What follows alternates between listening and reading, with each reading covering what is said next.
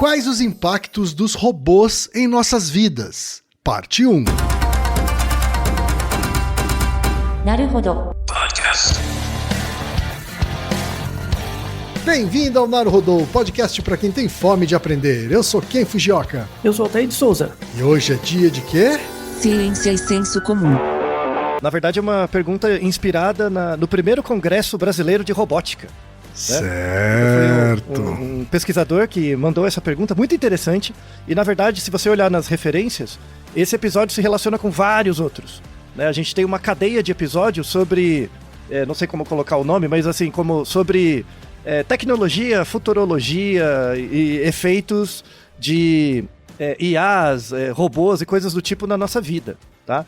Então, só para dar um link, assim, esse episódio se liga muito com o episódio 172, né, que é o sobre pareidolias, mas aí tem vários outros episódios, o 222 sobre cognição quântica, 263 o que é transhumanismo, 277, 278 sobre o que é singularidade, 109 o cérebro humano é um computador, né, sobre videogame também, né, então tem o 435 se jogar videogame ajuda a curar doenças, 175, 176 se jogar videogame deixa as pessoas mais violentas, e esse episódio vai entrar nesse hub de episódios sobre tecnologia. Tá certo, então, tá aí o e-mail, Altair, que é recente sim, veio do Gabriel Duarte Gonçalves Pedro, que é um belo horizontino morando em São Carlos, São Paulo. E ele é doutorando da Escola de Engenharia de São Carlos, linha de pesquisa Dinâmica e Mecatrônica, grupo de pesquisa Leggett Robotics Group, o LEGRO. E o Gabriel manda o seguinte: olá, Ken, Altair, Reginaldo, espero que estejam bem. Recentemente teve o primeiro Congresso Brasileiro de Robótica da recentemente criada Sociedade Brasileira de Robótica na UFMG. Neste congresso teve a palestra da doutora Kerstin Herring sobre Designing Humane Robotics, Trust, Ethics and Human Expectation, né? Ou Desenhando Robótica Humana, Confiança, Ética e Expectativas Humanas, né? Em tradução livre aqui, né?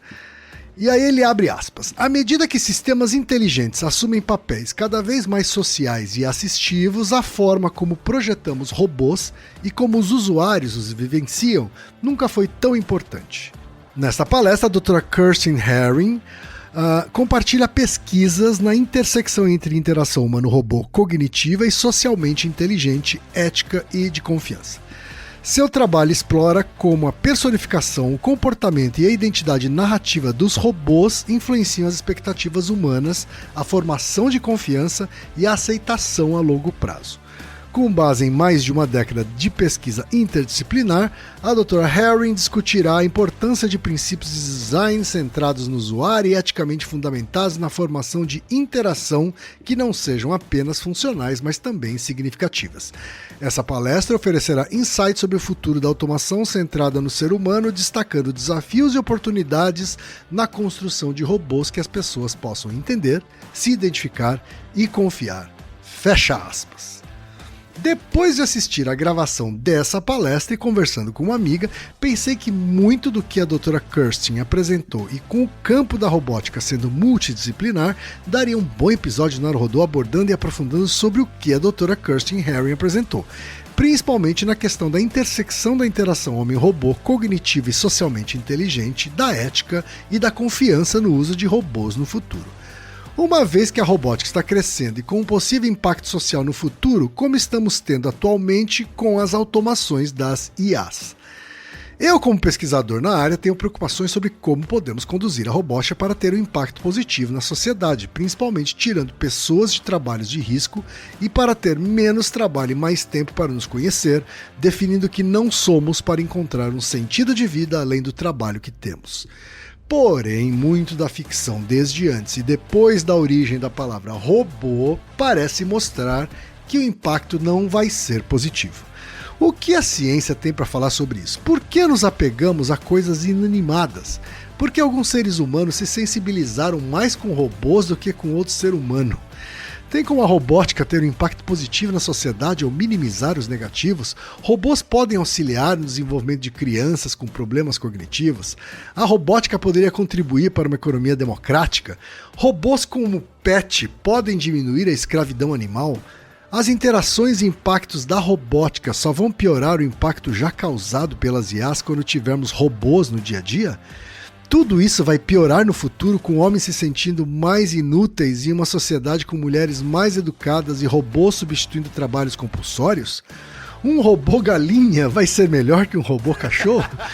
Muito obrigado pela atenção e pelo impacto positivo que vocês tiveram na minha vida. Olha que legal essa frase, Altair. Muito obrigado, Gabriel. Ótimo e-mail, né? É, um ótimo e-mail, ótimas questões, né? Eu estaria mentindo se eu não dissesse que são questionamentos que eu tenho feito, né, recentemente, principalmente com IAs, né, mais até do que com robôs, mas com IAs, né, robôs são só um device que vai estar carregado de IA. O que dá para dizer sobre esses questionamentos, Altair? O que a ciência nos ajuda já a responder? Então, primeira coisa, assim, boa parte das perguntas do Gabriel são perguntas retóricas. Tá? São perguntas que as respostas são um pouco óbvias, assim. Sim. Porque o efeito dos robôs na nossa vida, ele é dialético. Certo. Ele tem muitos usos, pode ser muito legal, mas pode dar muito ruim também. Uhum. Tá? Então, e por que esse episódio é dividido em duas partes? Porque a primeira parte a gente vai pegar, como o Gabriel pediu, vamos pegar aspectos que não foram apresentados durante a palestra da professora. Né? Certo. Na verdade, o primeiro link das descrições aqui dos links de apoio dos artigos, é a própria apresentação, né, da professora Kirsten Herring. Vale muito a pena assistir, ela traz dados atualizados, ela tem pesquisas legais na área, é fantástico, vale muito a pena, muito informativo. Tá? Uhum. A ideia do primeiro episódio é falar num aspecto um pouco mais distante. E toda a explicação que vamos tratar aqui serve para robôs, mas serve para IAs como um todo. Só que é um pouco diferente a aplicação de cada um. Tá? Mas tem respondendo rápido, né? Um robô galinha dá um pau em qualquer outro tipo de robô, né? Convenhamos, isso é uma obviedade, não é verdade? Né? Ainda bem que ninguém fez um robô galinha, senão já teria sido a revolução completa das máquinas. Pra que o Terminator vai perder do robô galinha? Claro que vai! Né? Então, a última pergunta, robô galinha é melhor que robô cachorro, gato, papagaio, qualquer coisa. Tá? Então, essa é uma pergunta retórica meio óbvia, então já estamos respondendo aqui já para adiantar. Tá? Uhum. E como sempre, eu acho que o Quem Não Espera, a gente vai chegar em lugares que o Quem Não Esperaria também espera no final deste episódio. Tá certo. Mas começando, Quem, você tem, próximo de você, assim, você tem historicamente interações com robôs? Olha, eu tive uma vez numa feira, num campus party, sei lá o que era, alguma coisa assim, e acho que foi o contato que eu tive com um robô mais sofisticado, vamos dizer assim, né? Porque no meu dia a dia, o único robô que eu tenho, fora os de inteligência artificial, que são só software, né? O único robô físico que eu tenho é o meu aspirador. Como ele é? É um aspirador burro, mas que pelo menos se desvia das coisas, né? Aquele robô mais simples, assim, que vai detectando coisas na frente, né? Tem um sensor na frente, então ele vai detectando e se desviando das coisas e consegue voltar para casa quando percebe que a bateria está acabando. Uhum. E ele é eficaz na limpeza, sim? Olha, eu te diria que ele salvou a limpeza de casa desde a pandemia, sabe? Ele foi um robô que eu comprei na pandemia, ele funciona até hoje, né? Então ele mais do que se pagou, assim, sabe? Ele foi... E ele é útil. Extremamente útil, assim, acho que eu não sei mais viver sem um, sabe? Ainda mais tendo uma bebê engatinhando pela casa. Então por que ele seria burro? Se ele é útil e te ajudou tanto? Porque eu esperava mais algumas coisas dele. Porque assim, eu acho que tem alguns robôs que prometem, por exemplo, sondar a área e fazer a aspiração no menor tempo possível, né? O meu não é esse, tá? O meu ele passa várias vezes pelo mesmo lugar que já tá limpo ele passa de novo, sabe? Então ele acaba demorando mais e gastando bateria que não precisava. Ah, entendi. Ele não é tão otimizável. Isso, exatamente. Por isso que eu chamei de burrinho. E por que sua filha não seria um robô? Porque provavelmente ela ia fazer do jeito que ela quer, né? Isso. Talvez ela não seria tão útil. Talvez seria isso. Né? Não seria tão eficiente. E por que seu gato não seria um robô? A mesma coisa, tem vontade própria. Então uma pré-condição para um robô ser merecer um pouco mais de atenção é ter vontade própria? Ou você dar a ele o direito de ter vontade própria? Eu acho que se der a ele vontade própria, ele deixa de ser um robô. Muito bem. Então, estamos atacando já questões éticas. A discussão é exatamente por aí, tá? Então, é por isso que a gente precisa de um substrato filosófico anterior, tá bom? Para mostrar o efeito dos robôs. De fato, assim, toda essa discussão, não só de IA, mas de robôs e tal, é uma coisa, não é se vai acontecer, é quando. Tá? A gente já tem uma discussão bem moderna, assim, mostrando que as pessoas falam, o futuro é inteligência artificial como software, né? Não é mais, tá? Isso, tipo, a inteligência artificial não vai dominar a gente, não é nada disso. Quem domina pessoas são pessoas, tá? No entanto, a inteligência artificial pode facilitar muitos trabalhos, como você bem comentou, o seu aspirador ele é um ótimo assistente. E ele é muito útil, né? Ele ganha, você ganha tempo tendo ele, né? Sim. A grande vantagem dos algoritmos de inteligência artificial, de aprendizagem generativa, eles são ótimos assistentes e facilitam muitas tarefas. E é muito legal, assim, muito. Isso não se pode negar. E aí, como eles facilitam muitas tarefas, você torna certas tarefas mais eficazes e aí você não precisaria trabalhar tantas horas em algumas profissões. E isso é dialético. Sim. Na ADA a gente já usa bastante os agentes, né, de inteligência artificial. E tem que usar mesmo. E é muito legal. Então, assim, você ganha horas, e aí a gente cai num conflito. Qual que seria o conflito? O conflito é assim, se você trabalha para mim 8 horas por dia, e você começa a trabalhar 5, porque o seu trabalho fica mais eficaz, eu tenho que pagar para você por 8? Né? E aí entra essa uma questão, é um pouco tosco, assim, porque deveria, sabe? Tipo, você só está usando uma ferramenta mais eficaz, né? Você deveria ganhar o mesmo, tá? Porque, na verdade, você está ganhando você está ganhando em eficiência, e aí eu posso dividir uma parte desse lucro com você. Como você faz as coisas mais rápido, eu consigo atender demandas mais rápido, logo eu ganho mais, e uma forma de dividir esse lucro com você é pagar o salário de 8 horas, mesmo você trabalhando 5. É razoável. Sim. Ainda mais porque você ganha em PA e eu em PG. Se eu sou o detentor dos meios de produção. Não é verdade? Não precisa ser sociólogo. É uma operação aritmética simples, sabe? Pouquinho de matemática do ensino médio, né? Só que o povo é cabaço, né? O povo quer cada vez mais, quer acumular. E aí temos todos os problemas trabalhistas. O ponto aqui importante é que, assim, os robôs, eles têm um caráter dialético. Eles servem para muitas soluções, mas eles também podem cronificar coisas que não são humanas. Assim, a gente pode usar os robôs para nos emancipar, para ter respostas, para entender melhor até a nossa própria natureza e melhorar as relações humanas, mas a gente pode usar os robôs também para ratificar discursos e ideologias que a gente já tem. Né? E aí uma decisão nossa como humano é qual estratégia a gente vai ter. Se é a estratégia do status quo, né, que é manter as coisas como estão, e a gente vai usar o robô só para otimizar as desigualdades que a gente tem, ou a gente vai, de fato, atacar as nossas complexidades e dificuldades e entender as nossas próprias faltas, tá? Então, uma coisa importante que... Né, toda essa parte da galera da área de desenvolvedores, os engenheiros, os programadores e tal, toda essa galera desconsidera os aspectos mais distantes da discussão que tem a ver com, principalmente a história, a sociologia e a antropologia. Tá? E aí, nessa parte do episódio, que é o argumento, né, eu vou ser bem taxativo, assim. O que a gente vê nas próximas décadas, a ideia é que os robôs entrem cada vez mais na nossa casa. A gente tenha cada vez mais devices que são agregados de capacidades. Então a geladeira pode falar com você, o seu micro-ondas pode falar com você, pode ser conectado na internet, pode fazer várias coisas, isso está sendo barateado.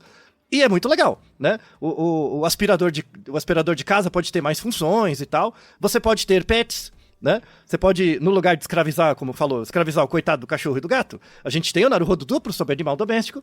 Você pode ter um bichinho lá, um robô como um pet, né? Só que aí o pet vai ser escravo também. Então você meio que está... Tipo, pra que você tem a porra do pet? Na verdade, esse que é o negócio, né? Que demanda você tá querendo atender? Por que você precisa do raio do pet pra ficar retroalimentando uma necessidade ancestral sua de dominação?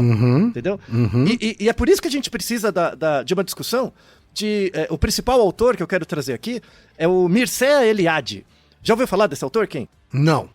Ele tem um livro que chama O Sagrado e o Profano. É o principal livro dele. Tá? Ah, sim. O livro eu já ouvi falar, sim. O povo da comunicação, da publicidade, encosta nesse livro algumas horas, tá? O Sagrado e o Profano.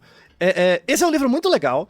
O pessoal da história tem críticas contra ele, o pessoal da sociologia também, da antropologia, tem críticas, mas ele é muito bom, vai servir muito bem para o argumento que a gente quer construir, apesar das críticas a alguns aspectos metodológicos dele. Certo. Tá? O racional teórico dele é muito interessante. Na ideia do sagrado e do profano, o Mircea Eliade, ele traz que ele dizia, e isso é uma crítica a ele, né? Ele dizia que isso é universal, mas a gente sabe que não é, tá? Que todas as culturas têm um aspecto profano, que é material, terreno, assim, comportamental, e um aspecto sagrado, tá? A gente já sabe por estudos antropológicos que não é bem assim, isso não é universal. Mas na nossa cultura ocidental, vale muito bem, a gente tem essa dinâmica, né? Que aí aproxima o Mircea Eliade, por exemplo, do Platão, né? Aquela coisa platônica, né? O mundo sensível e o mundo inteligível, aquela coisa toda, tá? Mas eu quero até aproveitar, vou pedir para quem ler um trecho, né? Inclusive desse texto do Sagrado e do Profano, que a gente vai trazer como argumento e depois relacionar com essa ideia da robótica. Por favor, quem?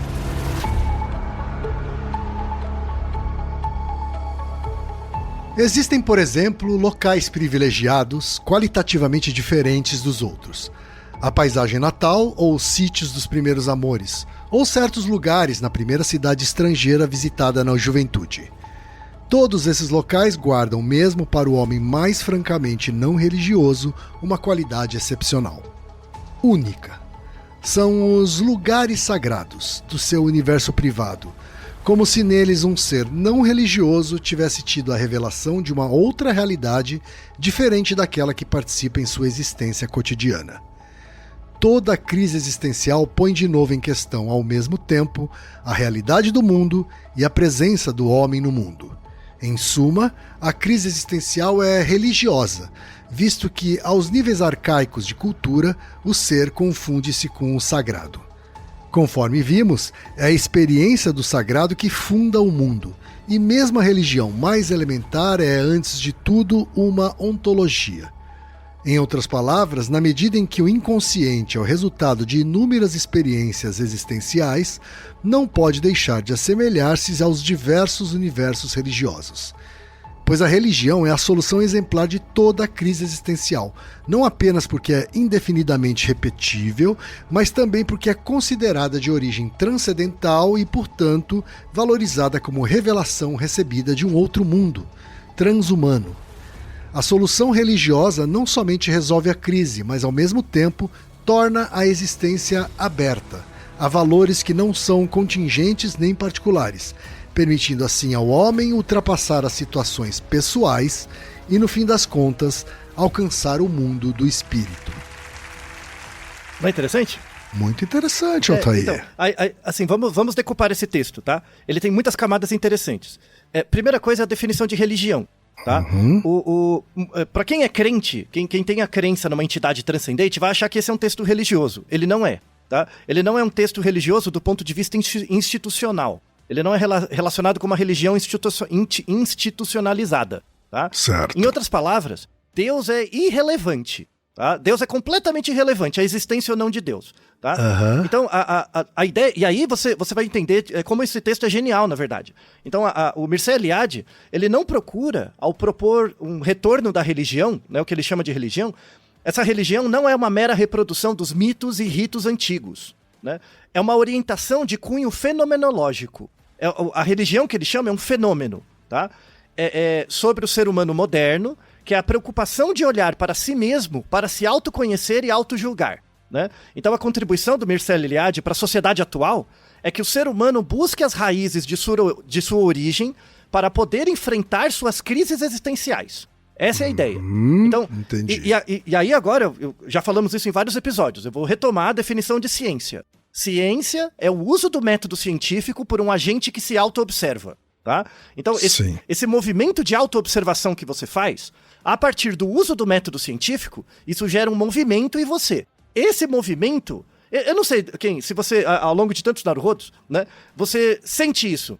ao longo de todos esses anos da gente conversando, que já está se aproximando do 9º ano, hein? Olha só, né? É bastante tempo, quase uma década, né? Você nem imaginava. Então, ao longo de todos esses anos, você consegue perceber em você um certo movimento? Tipo, a maneira que você tem para pensar questões se torna um pouco mais fluida? Você consegue buscar fontes de lugares diferentes agora? Sim, sem dúvida, sem dúvida. Então, de novo, esse é um momento existencial, assim, pra gente pensar nisso. Então, a gente, independente do que aconteceu, toda semana, a sua vida podia estar uma desgraça, a minha também, a gente não parou de gravar. Essa consistência é fundamental. Essa consistência é fundamental exatamente por essa busca que você faz para se autoconhecer e autojulgar. Esse movimento é o que o Mircea Eliade chama de religião. Entendi. É esse movimento fenomenológico. Tá? Entendi. Então eu não tô dizendo que ciência é religião, mas ele pega essa palavra religião nessa concepção. Não é transcendente. É um movimento interno. Certo. Que é gerado em você, tá? Então o grande trabalho do Mircea Eliade, por exemplo, principalmente no sagrado e no profano e no eterno retorno, né? A gente tem um eterno retorno aos mitos. Tudo que a gente produz hoje é um eterno retorno a algumas coisas que nos são ancestrais, bem distantes da nossa cultura. Tá? Certo. Isso é mediado pela história, é mediado pela antropologia e pela linguagem também, tá? Então você nasce num mundo, o pequeno Ken Fujioka nasceu num mundo, não era nem o Ken, nasceu você. Verdade. É isso aí. Uhum. E aí te deram um nome, a gente tem o Naruhodo sobre os nomes, né, o efeito dos nomes e tal. Te deram um nome, isso já condiciona você a uma série de coisas. Já condiciona você a uma série de estruturas. E essas estruturas são ligadas a mitos, a uma ontologia. E aí vale a pena definir o que é ontologia, tá? Sinônimo da palavra ontologia é glossário. Sabe quando tem um livro técnico e no final tem um glossário dos termos? Sim. Isso é ontologia. Então, por exemplo, você é publicitário. Você tem a ontologia da publicidade. Ou seja, você conhece todos os termos básicos do que é ser publicitário. Sim. Todas as expressões, os termos e tal. Isso garante a você a entrada num certo grupo de pessoas que são chamados socialmente de publicitários. Tudo bem? Sim. Então, quando você conversa com outro publicitário, você tem o glossário, ele também tem, vocês se entendem, né? Sim. Como eu não tenho todo esse glossário, você consegue separar quem é do seu grupo e quem não é, por conta disso. Perfeito. Tá? Isso se aplica à religião. Se eu não comungo de todas as práticas, é a mesma ideia. Tá? Eu não pertenço ao mesmo grupo. Para eu pertencer ao grupo, eu tenho que comungar da ontologia. Tá? Uhum. O que o Mircea Eliade coloca, né, que conforme vimos, a experiência do sagrado que funda o mundo, e mesmo a religião mais elementar é, antes de tudo, uma ontologia. A experiência do sagrado é uma ontologia. Você tem que aprender a ter a experiência do sagrado, tá? Você tem que aprender. E como é que é esse aprendizado? São os ritos sociais, são os mecanismos culturais que você tem e reproduz, tá? Uhum. Aí você vai me perguntar, nossa, mas você tá indo mó longe, o que isso tem a ver com o robô? Vamos chegar lá, tá? Por isso que é um episódio duplo. Então, assim, o Mircea Eliade, ele tem essa preocupação pela existência humana, pela sede de ser, né, pela angústia da falta de sentido, pela insatisfação com nossa condição atual, que ele chama de condição humana, tá? Uhum. Então, os mitos possuem uma expressão dessa ontologia. Então, os mitos que a gente apresenta, passa pra frente, discute, todas as mitologias, e de novo, eu não tô falando de cristianismo, de religião, nada disso, tá? Sim. Os mitos, as normas sociais, o que você acredita, o que você defende, são mitos, tá? Esses mitos são a expressão de uma ontologia, que é como você se explica. É a experiência do sagrado. Não tem nada a ver com religião. Nada a ver com religião institucionalizada, tá? Certo. E aí, qual é a crítica que se faz a todo mundo, todo esse povo de IA, de robótica e tal? É que o pessoal, mesmo o pessoal bem intencionado, não percebe que os robôs são coisas revolucionárias? Podem ser? Podem. Mas podem ser usadas para cronificar as nossas ontologias e nos manter presos? Pode também. Tá? Sem dúvida. Exatamente pelo desconhecimento desses agentes, dos produtores, desses devices, dessa questão sociológica, histórica, antropológica. Por exemplo, até a ideia do ser humano atual, né? Porque o ser humano teve várias concepções ao longo da nossa história, né? O ser humano atual, a nossa ontologia atual, nega todo tipo de transcendência. Então, o ser humano hoje, né? E aí, a gente tem vários Naruhodo sobre isso, mas o ser humano hoje, ele nega a transcendência. Então, não existe Deus, não existe, tipo, o que importa é a tecnologia, o que é feito aqui e tal. Só que, isso não é o problema. Só que, mesmo o indivíduo que não crê em algo transcendente, ele tem uma experiência de sagrado. Por quê, ó? Porque pensa assim, você todo dia está se comportando. Você existe no mundo, na Terra, você existe enquanto ser, né, objetivo. Só que ao mesmo tempo tem dentro de você um ser que observa você mesmo. Esse ser que observa você, ele é a sua experiência de sagrado, tá? Então, o seu corpo se movimentando no mundo, ele não carrega o sagrado, ele só executa ações no mundo. Mas dentro de você existe um ser observador, onisciente da sua própria condição. Sim. Né, do Ken Fujioka. Esse ser, ele tem que ter uma experiência ontológica, tá? Então, qual é a diferença entre você e um robô? O robô não tem essa experiência ontológica, mas você pode acreditar que ele tem. E aí que tá o problema. Porque o robô não precisa ter essa experiência ontológica de uma entidade que observa o comportamento dele. Ele não precisa. Mas eu posso fazer você acreditar que ele tem. Logo, você coloca ele no seu grupo. Não ele ter, mas fazer você acreditar que ele tem? Por exemplo, eu tenho um robô. Eu inventei um robô, né? E aí o robô conversa com você. Certo. Eu posso programar o robô pra você acreditar que o robô comunga da mesma ontologia que você. E logo você coloca ele dentro do seu grupo. Entendi. Do mesmo jeito que é o seu gato. Você acha que o gato comunga da mesma ontologia que você. Por isso que você domina ele, né? Por isso que você vira pai e mãe de gato, de pet, né? E é por isso que você domina o organismo, tá? Então, e você faz isso com outras pessoas também, tá bom? Isso tem um caráter negativo. Certo. Então, por exemplo, aí falando um pouco da história da religião, né? Só o ponto aqui que é importante. Por exemplo, pega o cristianismo. Antes do cristianismo, você tinha, por exemplo, pega as religiões gregas e romanas, né? Em que os deuses eram muito humanizados. A mitologia grega é muito rica por causa disso. Os deuses erram, tem vários problemas e tal, né? E eles são muito humanos nesse sentido, né? Sim. E logo, você ter um deus muito humanizado torna a questão do pecado uma coisa muito crua. Então, por exemplo, em várias comunidades na Grécia, né, antiga, eles faziam assim, eles tinham as cidades, eles sorteavam, e o sorteio é algo importante, porque tem a coisa do acaso. Né? Quando você faz um sorteio com dados, é o acaso, é a ação da providência, do destino. Nem era providência, né? É a ação do oráculo. Né? O oráculo joga dados, sabe? É uma coisa assim, né? Que você não consegue controlar. Sim. Qualquer semelhança com o Bet hoje é mera coincidência, não é verdade? Né? Isso bate também no episódio de Bet, essa desgraça. Mas enfim. Então, você tinha cidades, nessas cidades eles sorteavam uma pessoa, e durante um ano inteiro, eles tratavam muito bem essa pessoa. Muito bem. Ela não precisava fazer nada, eles tratavam a pessoa super bem, cuidavam dela e tal. No final num certo período do ano, eles tinham uma festa específica. Nessa festa, eles pegavam essa pessoa, espancavam ela, a ponto de quase matar, e expulsavam da cidade. Caraca. Isso a gente descreveu num Naruhodo duplo. É um Naruhodo porque que coisas no passado parecem óbvias, quando já passamos por elas. Tá. Então, por exemplo, se eu perguntar pra você, por que você escolheu publicidade ou comunicação pra fazer de graduação? Você vai criar uma história.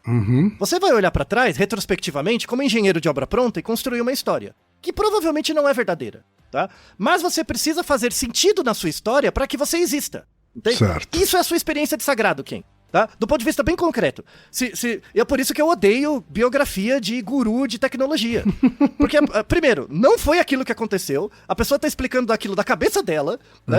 E isso chama viés de retrospectiva. Boa parte das coisas da nossa vida aconteceu por acaso, Ken. Por acaso. A gente se conheceu por acaso.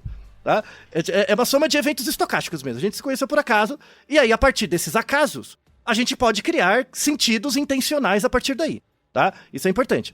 Então, os gregos, eles tinham muito essa coisa do bode expiatório, né? De você, todos os pecados daquele ano, você expurgava do ponto de vista concreto em alguém. Então você expulsava todo ano alguém da cidade, né? E ela não podia mais voltar, né? E essa inspiração grega, pagã, romana, acabou inspirando no cristianismo a ideia do cordeiro, sabe? Sacrificar o cordeiro e tal. Então no começo, eles sacrificavam um animal mesmo. Então, lá atrás, sacrificava a pessoa. Né? Sim. Depois começou a sacrificar um animal, né? Depois o cristianismo, ele tem uma vantagem que ele tornou isso mais simbólico. Você pega a coisa do sacrifício, né? E a sacrificar Jesus, né? Então, por exemplo, toda vez que você vai na missa e come a hóstia, o corpo e o sangue de Cristo, você faz isso como uma forma simbólica de não matar o seu amigo. A sua vontade é matar o seu amigo, o seu colega, né? A pessoa que você não gosta. É matá-la, de verdade, né? Só que você não faz isso e projeta isso em algo simbólico, que é o próprio Deus, né? O próprio Jesus. Sim. Tá? Sim. Então, isso tem um ganho social, porque diminui as tensões sociais, mas o indivíduo introjeta dentro dele a tensão. Porque tudo bem, eu posso ir na igreja, me confessar, tá, ter toda a comunhão, mas na verdade eu queria matar ele, né? Mas não vou matar. Então, tipo, é um pouco deslocado, sabe? Então, em nome do bem-estar coletivo, você aceita abrir mão um pouco dessa sua capacidade destrutiva, né? Para que a vida em comunidade aconteça, né? E tenhamos harmonia. Só que você incorpora internamente a noção do pecado. E aí você tem que ser o pecador, você tem que se livrar disso, né? Então tem toda essa coisa da culpa, né? Que perpassa muito o modelo cristão, tá? Então eu abro mão da violência e pego a culpa pra mim. Tudo bem, gente? Ok, esse movimento? Sim. Tá? O que tá acontecendo agora? Como hoje o nosso modelo humano atual, a nossa ontologia atual nega esse tipo de transcendência, né? Não existe Deus, sabe? Não tem essa coisa. Então onde que eu vou projetar a minha agressividade? Né? Tipo, você perde esse sentido, sabe? Então, antes eu matava uma pessoa, agora eu matava um bicho, depois eu mato Jesus, né? E eu tenho a hóstia. E agora, que não tem a transcendência, eu vou fazer o quê? Vou voltar a matar as pessoas de novo? Não. Eu crio um objeto. Eu crio um robô. Entendeu? Então o robô vira o depositário, né, de todas essas tensões sociais. E ele acaba sendo um reprodutor de ideologias, né? O robô. Sim. Então, em última análise, Deus, que era uma coisa completamente transcendente, distante, anômica, né? Nesse sentido, não tinha nome, tal. Você traz ele pra dentro de casa. A robótica hoje é uma forma de introjetar Deus em uma sociedade ontológica onde se nega qualquer tipo de transcendência. Não é bonito? Tá? Bonito. Então, isso é uma coisa que é completamente ignorada por boa parte da galera que discute robótica hoje. E aí é o lado negativo. A robótica vai reproduzir muitas das nossas faltas existenciais, e aí vai servir para dominar pessoas, né, para você controlar pessoas. Então, usar o robô como arma, usar o robô como controle, né? Na segunda parte do episódio, a gente vai falar de artigos que mostram o lado positivo e o lado negativo dos usos de robôs. Tem muito artigo com isso. Mas esse primeiro episódio é muito importante para contextualizar isso. Que você não pode separar o uso dos robôs das nossas perspectivas de visão de mundo religiosas, sobretudo, tá? Quando em Gênesis, né, quando você fala que Deus criou o homem à sua imagem e semelhança, você não estava falando de Deus, estava falando da gente mesmo. A gente cria seres à nossa imagem e semelhança hoje, que são as inteligências artificiais, são os robôs, coisas do tipo. Verdade. Tá? Então, na verdade, é uma profecia autorrealizadora. A gente estava querendo virar Deus, e estamos virando. Né? E aí me lembra muito um filósofo, né, medieval do século X, chamado Maimônides. Eu gosto dele. Maimônides era um cara... Puxa, uma das pessoas que eu queria conhecer pessoalmente, assim, se eu pudesse, sabe? Era Maimônides. Ó, eu vou te contar a premissa dele, você vai perceber. Pô, Maimônides, ele não foi queimado por muito pouco. Né? O cara era liso. Né? Maimônides era assim... Nasceu bem na época... Lembra quando teve a invasão dos mouros na Península Ibérica, aquela coisa, o salseiro louco lá, né? Aí o Maimônides é dessa época, né? E ele era médico de formação, mas ele estudava tudo, né? O povo estudava tudo lá naquela época. O Maimônides, ele apresentou as bases, né, epistemológicas para o surgimento da ciência moderna, tá? Lá atrás. Então, assim, você tem uma divisão na filosofia que é quando você para de pensar em Deus. Começa no Descartes, basicamente. Tem um pouquinho antes, mas antes você tem que partir do pressuposto que Deus existe. Tá? Principalmente a religião medieval. Tá? Então, Maimônides colocava o seguinte, olha o raciocínio dele, que interessante. Ele falava assim, que Deus é bom, tá? Então, assuma que Deus existe, tal, e Deus é bom, tá? Bom com letra maiúscula, tá bom? Então, e aí o argumento é assim, você tem que aceitar a premissa e vamos estudar as consequências disso. Tudo bem, Ken? Tá? Sim. Então, assim, assuma que Deus é bom, né, com B maiúsculo, e se ele é bom, por que ele é bom? Deus é bom, e exatamente por isso ele permite que o ser humano entenda as regras que Deus usou para criar o mundo. O método de criação do mundo. Ele deixou o manual de instruções do mundo. Ele deixou, tá? Tá bom. E aí a ideia é que... E por que Deus deixou o manual de instruções do mundo? Porque ele é bom, tá? Certo. Então a tarefa do humano é entender essas regras, essa lista de instruções, para tentar entender como Deus pensa. Não é para entender o que Deus é para entender como ele pensa, né? É meio revolucionário isso aí, né? Porque os caras lá atrás, né, que ficam achando que Deus é uma coisa muito maior que tudo, já ia queimar ele. Já tava trazendo já pra fazer churrasquinho dele, né? Sim. Mas isso é a base, porque quando você pensa nisso, pensa, Deus é bom porque ele deixou o manual de instruções do mundo para os humanos, para você entender a natureza, né? Certo. Então, a natureza funciona segundo regras. Qual é a consequência disso? Não existe milagre. A noção de milagre para o Maimônides não existe. né? Aquela coisa supernatural, de aparecer coisas do nada, não existe. Tem que ter um porquê. Certo. Né? E esse porquê é capaz de ser entendido pelos homens se ele estudar os métodos de funcionamento da natureza. É a base do surgimento da ciência. Né? Por que a ciência moderna surgiu na Europa? Por exemplo, exatamente por causa disso, a separação entre Deus e a natureza. Né? Na Ásia não tinha isso. Deus é a natureza. Né? Deus é a natureza. Verdade. Eu já fui pra China algumas vezes. E aí tem uma coisa muito interessante. Lá a robótica se desenvolve muito rápido. Né? E tem uma coisa muito interessante cultural. Assim, que eu considero a nação mais ateia do mundo a China. Tá? Por quê? Porque os chineses, eles não são religiosos. Eles são supersticiosos. Eles têm muita superstição das coisas. Certo. Tá? Tanto é que os templos chineses, a parte da entrada como é que chama aquilo? Dos templos? A entrada do templo. Quando você vai entrar pela porta, é a soleira da porta? É aquilo? Eu não sei exatamente qual o nome. Então, quando você vai passar pela porta, tem uma soleira ali, né? Ali é sempre alto, né? Tem um meio metro, tá? Então você tem que sempre passar andando. Você tem que pular aquilo, né? E aí eles dizem por quê? Porque os fantasmas não sabem pular. O fantasma não pula. Ah, entendi. Então ele bate ali e volta, né? Então isso, na verdade, é uma explicação meio que transcendental para, na verdade, uma coisa bem concreta. Voltamos no Mircea Eliade. Por que em todo templo chinês tem esse salto, esse degrau na entrada? Para você aprender a olhar para os próprios pés.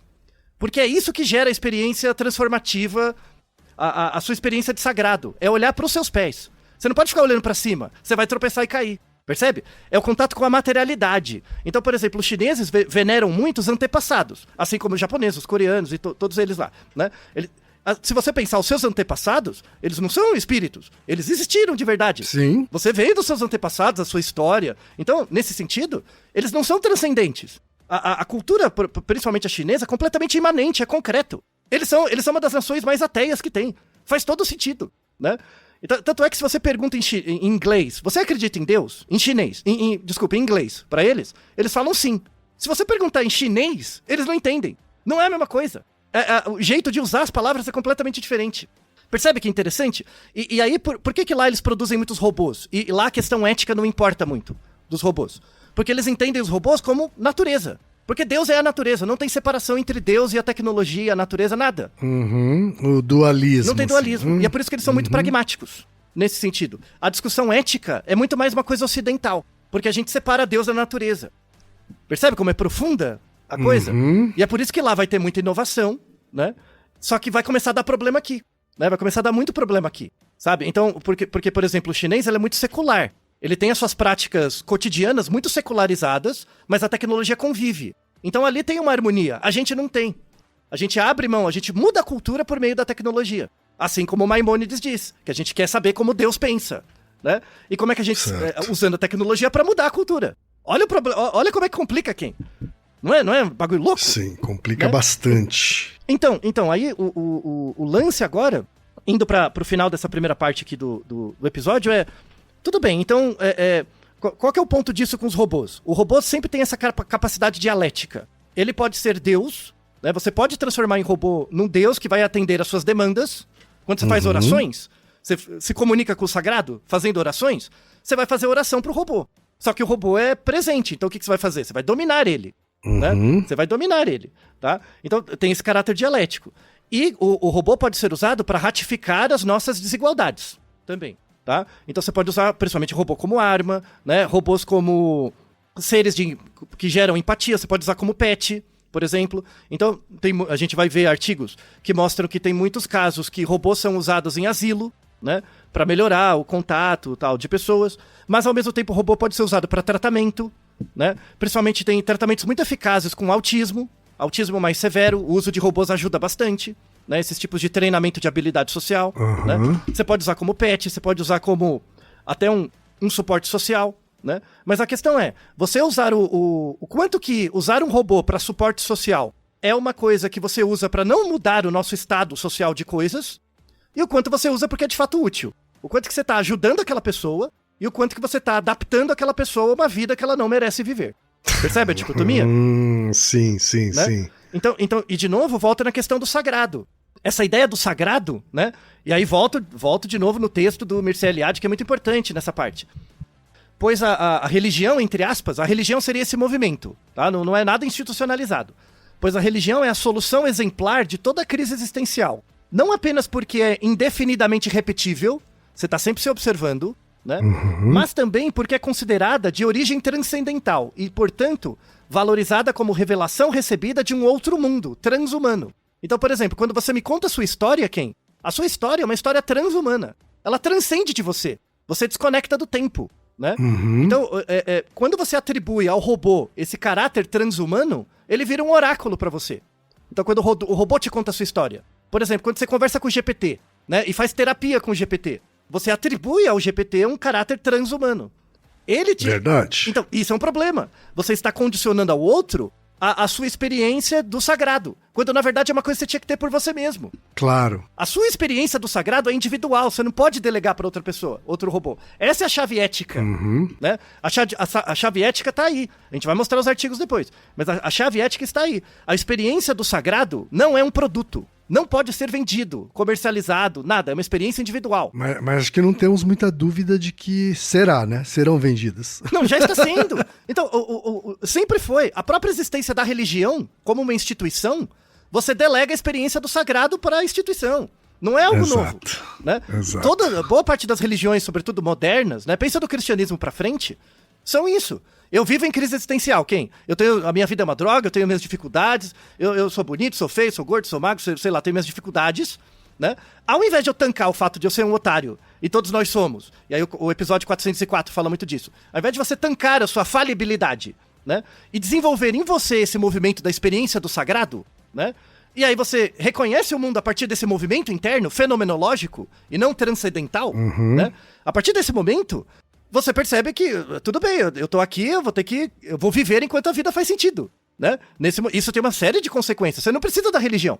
Você não precisa da instituição religião, mais. Verdade. Só que boa parte das pessoas sofre muito. E qual que é o grande problema? As pessoas querem ser felizes. E quem que vende essa merda? Vocês, né? Compre os nossos produtos, os nossos serviços. Estamos resolvendo seu problema pra você ser mais feliz. Tá vendo? Ou seja, você está tirando da pessoa a experiência de sagrado dela, que é exatamente o que ela precisa para ir pra frente, né? Ter uma vida mais significativa. Percebe? Que a grande tarefa do mercado, e sobretudo do marketing, né?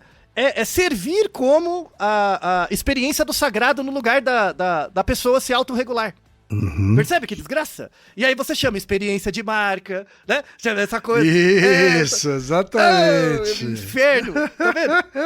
E é por isso que marqueteiro lê esse livro na graduação e não entende, né? Porque não entende, precisa lá das caixinhas do Kotler, só entende aquilo, né? Mas, porra, o texto é foda. Não é interessante, Kim? Sim. Veja como a gente chega né? E o problema, o grande problema ético dos robôs é isso. Se a gente delegar pro robô a característica da experiência do sagrado individual, a gente vai estar vendendo a nossa vida por um terceiro, que é uma empresa, o que quer que seja. Aí zoou. E aí para encerrar o episódio de hoje, aconteceu uma coisa fantástica, uma sincronicidade incrível. Estamos gravando esse episódio do dia 24 de maio, né? Exatamente. Sim. Hoje, recebemos um e-mail de um ouvinte. Não sei por quê. Exatamente hoje. Exatamente hoje. Por acaso, eu estava pensando nesse episódio, eu tive uma noite de insônia, me ajudou muito a meditar sobre esse episódio, tive insights e tal. E aí veio o e-mail do Rafael, que recebemos hoje. E ajudou muito a resolver. Então, ó, pega essa coisa da experiência do sagrado como algo individual, sabe? Que gera esse movimento. Né? Sim. Então, de novo, perceba que Deus era a natureza. Então, a discussão filosófica era assim: onde você coloca Deus? Deus era a natureza, né? Aí Deus virou algo que vigia você, e aí você tem que expurgar esse pegado, então você matava alguém no passado. Isso. Depois você mata o animal, né? Depois você mata o próprio Deus, né? E simboliza ele num sacramento, tá? E agora não tem mais transcendência. Então onde que eu ponho Deus? No robô. Essa é a ideia. Verdade. Mas na verdade você tem que interiorizar Deus dentro de você, né? Por essa experiência do sagrado, né? Que de novo não tem nada a ver com religião, nada. Né? E aí, o e-mail do Rafael é exatamente a resposta dele, né? Esse primeiro episódio inteiro descreve, na verdade, o processo que o Rafael descreveu aqui no seu e-mail. Por favor, quem? O e-mail tá aí vem do Rafael Bastos Araújo, que é porteiro em Araguaína, Tocantins. E ele diz o seguinte: desde que conheci o canal há 1 ano e pouco, me dedico a pensar minha vida a partir dos podcasts, buscando, claro, uma forma orgânica de aplicação dos conceitos. Muito bem, Rafael. Bem, a partir dos episódios de autocontrole e motivação, como por exemplo os do método Galinha, percebi que ao tentar aplicá-lo, ou pelo menos considerar seus termos em meu cotidiano, eu me percebo em algo como um estado mental diferente, em que os meus pensamentos são refletidos com mais clareza em minhas atitudes e escolhas. Minhas emoções mais facilmente aceitas e minhas contradições parecem menos limitantes. Sou mais proativo e acredito mais no meu potencial, tudo isso ao mesmo tempo. Então, por mais que esse flow não seja simples de explicar, nem de forma alguma é algo definitivo, quero saber se isso tem nome, se existem mesmo estados mentais que se intervalam no tempo, ou se é só uma percepção pessoal subjetiva de quando as coisas estão, entre aspas, dando certo. Até porque, geralmente, gatilhos me tiram desse estado e, frequentemente, preciso me concentrar em me regular novamente, ou seja lá o que signifique na prática. Agradeço desde já e espero que tenha sido claro em minhas dúvidas e abraços do norte. Fantástico! Um abraço, Rafael. Percebeu essa descrição desse movimento? Exatamente, a resposta dele é exatamente o episódio de hoje. É exatamente essa experiência de experiência do sagrado, que é um processo individual, que você não pode delegar para um terceiro, né? Então, aqui aconteceu por causa... Você vai ouvindo no Naruhodo, isso vai gerando esse efeito em você. E não é por causa da gente. Não tem nada a ver. Nada. É puramente... É um efeito educacional. Esse é o verdadeiro efeito da educação. A educação tem esse efeito, sabe? A educação, não para o trabalho, né? Para o conhecimento do mundo, para a explicação do próprio comportamento. Claro, né? Nesse sentido, e aí o Mircea Eliade, brilha, né? Que ele fala que o poder de uma coisa está no entendimento da sua origem. Porque quando você sabe a origem, você atribui valor, né? Então, o mito é o fundamento do valor. É a cosmogonia. Cosmogonia é o estudo dos mitos de origem das coisas. Sim. Os mitos de criação. Então, você entender os mitos, é o fundamento do valor. Você entender toda a história desse episódio, né? De como você sacrifica das religiões, isso te dá poder, né? Te dá valor, porque você entende a sua própria história. Isso é muito legal. Mas você percebe que o mito é o fundamento do valor? Quando você entende o mito, mas assim, você tem que entender o mito desconectado de uma religião estruturada. Certo. Eu não quero entender, eu não sou cristão, não sou budista, eu não sou nada. O bagulho não é isso, é você entender esses mitos. Eu sou um ateu, né, como você bem sabe, e ainda assim me sinto tocado por mitos. Não, você não tem escolha. Esse que é o negócio, não é que você é uma coisa outra. Não. Uhum. Então, você tem religião. Religião nesse sentido da autoobservação, da experiência do sagrado. Né? Uhum. Só que não é uma religião estruturada. Por quê? Porque você é um ser em falta. Você é um ser que tem, pela própria sede de saber, pela angústia da falta, você tem uma crise existencial. Você existe no mundo por conta de uma falta. Não tem como. Uhum. Né? E essa falta você vai lidar com demandas. Agora, você vai delegar isso para um terceiro ou você vai tancar o fato de você ser otário? Essa é a pergunta. Percebe? E é isso que vamos tratar no segundo episódio. Né? É isso que vamos tratar no segundo episódio. A gente vai ter coisas muito legais que os robôs fazem, né? Muito legais, mas também coisas muito nefastas. E é muito triste. Tá? E aí a pergunta que a gente chega no final é: o que a gente faz com isso? Sabe? Então, a discussão que a gente está tendo aqui, por exemplo, a gente primeiro, depois com os ouvintes e tal, é uma discussão muito qualificada. Tá? Eu não quero ser classista nem nada, mas é uma discussão que, se você pensar que isso vai aparecer na média da população, é um devaneio. Não vai. Né? Então, boa parte das pessoas vão continuar reproduzindo práticas ligadas a estruturas de poder e religiosas que as controlam. Né? Então, assim, eu vejo como inevitável, né? Como as perguntas do Gabriel, né? Como algo inevitável o lado negativo do uso de robôs primeiro. Sim. Até ter uma quebra, e aí depois você... A gente só aprende quando se ferra, né, Kim? E olhe lá, né? E olhe lá. Então, assim, isso é um pouco triste, assim, né? Uma coisa meio elitista, mas é um pouco triste. Mas já que a gente é espectador e a gente é insignificante, pelo menos a gente avisa, ó. Jogou a garrafa do mar, ó. Tá escrito, eu avisei. Entendeu? Eu avisei. Então, o que a gente vai ver na segunda parte? A gente vai ver os artigos mesmo. Tem muita inovação, muita coisa legal com robôs. Tá? Eu pessoalmente acredito que o impacto da robótica nas próximas décadas vai ser muito maior do que o impacto da inteligência artificial. Né? A inteligência artificial a gente vê como essa inteligência baseada em linguagem, né, generativa. A gente está chegando bem no limite dela.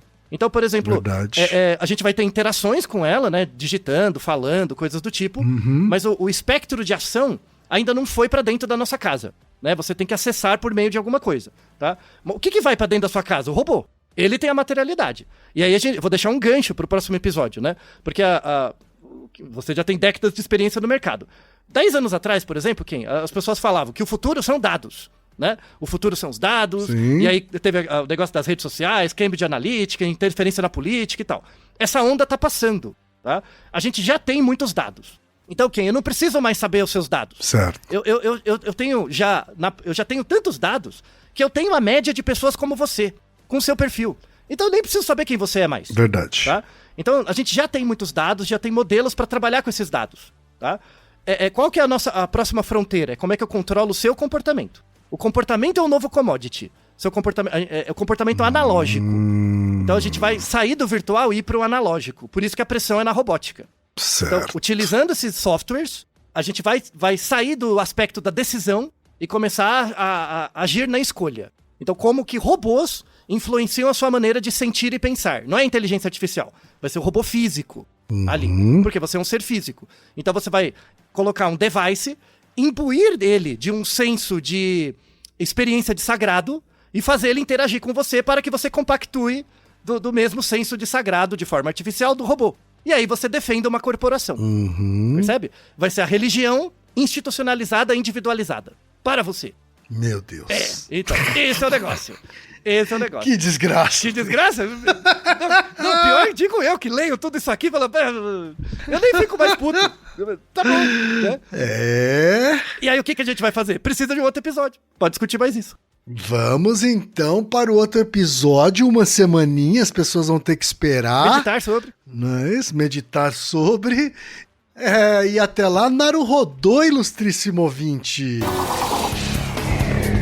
E você já sabe, aqui no Naruhodô, quem faz a pauta é você. Você tem alguma pergunta pra gente ou quer comentar algum episódio? Escreva pra nós. podcast@naruhodô.com.br. Repetindo? podcast@naruhodô.com.br. E lembre-se, mande nome completo, idade, profissão e a cidade de onde você está falando. É isso aí. Naruhodo. Esse podcast é apresentado por b9.com.br.